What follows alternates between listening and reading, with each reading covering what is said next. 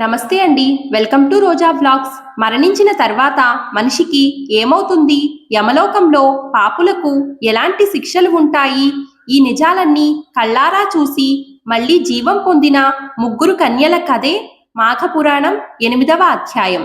మాఘపురాణం 8వ అధ్యాయంలో మృగశృంగుని పట్టుదల వల్ల, అలాగే యమధర్మరాజు కటాక్షం వల్ల అకాల మరణానికి గురైన ఆ ముగ్గురు కన్యలు నిద్ర నుంచి మేల్కొన్నట్లుగా లేచారు. వారు యమలోకంలో చూసిన వింతలు, విశేషాలను తమ తల్లిదండ్రులకు వివరంగా చెప్పారు. యమలోకంలో ఉన్న జీవులు వారు చేసిన పాప పుణ్యాల ప్రకారం వివిధ రకాల శిక్షలను అనుభవిస్తుంటారు. ఒక్కొక్క పాపి తను చేసిన పాపాలకు తగినట్లుగా ఎంతటి భయంకరమైన శిక్షలు అనుభవిస్తాడో వారు తమ తల్లిదండ్రులకు ఇలా చెప్తున్నారు.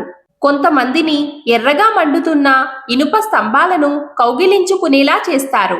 కొంతమందిని మరిగే నూనెలో పడేస్తారు. కొంతమందిని విషపు పురుగులో ఉన్న నూతిలో తోసేస్తారు.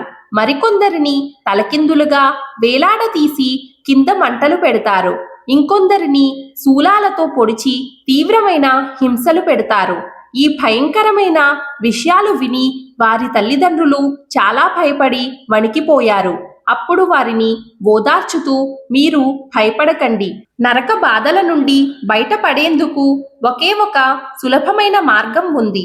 మనిషి ఈ లోకంలో సుఖాలు అనుభవించి పరలోకంలో ముక్తి పొందాలంటే మాఘమాసంలో తప్పనిసరిగా నదీ స్నానం చేయాలి. తనకు తోచినంత దానాలు, ధర్మాలు, జపాలు, తపస్సులు వంటి పుణ్యకార్యాలు చేయాలి.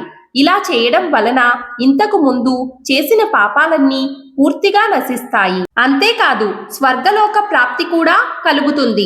మాఘమాస స్నాన ఫలితం అంత గొప్పది, ప్రసిద్ధమైనది. మాఘమాసంలో నదీ స్నానం చేసి నిష్కల్మషమైన హృదయంతో శ్రీమన్నారాయణుణ్ణి పూజించి తన శక్తి మేరకు దానాలు చేసిన వారికి కోటి యజ్ఞాలు చేసినంత పుణ్యఫలం లభిస్తుంది. మాఘమాసం అంతా పురాణాలు చదివినా విన్నా శ్రీహరి కృపకు పాత్రులవుతారు. కాబట్టి మీరు భయపడాల్సిన అవసరం లేదు. నరక బాధల నుంచి తప్పించుకునేందుకు ఇంతకంటే సులభమైన మార్గం మరొకటి లేదు అని వారు తమ తల్లిదండ్రులకు వివరించారు. మాఘపురాణం 8వ అధ్యాయం సమాప్తం. ఈ వీడియో మీకు నచ్చినట్లయితే ప్లీజ్ ఒక చిన్న లైక్ చేసి మన ఛానల్ను సపోర్ట్ చేయండి. మిగిలిన అధ్యాయాలను కూడా చూడాలి అనుకుంటే ఇప్పుడే మన ఛానల్ను సబ్స్క్రైబ్ చేసుకోండి. తిరిగి రేపటి అధ్యాయంతో మళ్ళీ కలుద్దాం. నమస్కారం.